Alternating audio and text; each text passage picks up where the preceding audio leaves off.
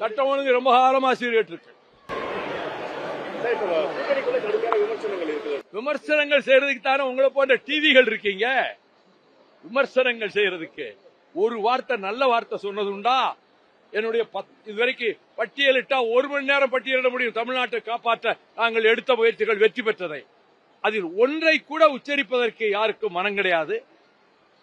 அதற்காக எங்கள் மீது கடுமையான சொற்களை தாக்கினார். அதை பற்றி எங்களுக்கு கவலை கிடையாது.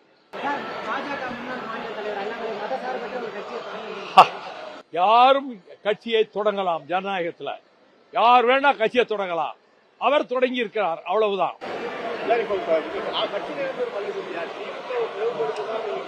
நீங்க இதுக்கு திட்டமிட்டு கேள்வி கேட்கிறீங்க. புதிய தலைமுறையில் வந்து நியாயமான கேள்வி கேட்டால் நியாயமான பதில் சொல்வேன். குதர்க்கமான கேள்வி கேட்டால் பதில் சொல்ல மாட்டேன். யார் பேசியிருக்கா? என்ன பேசியிருக்காரு?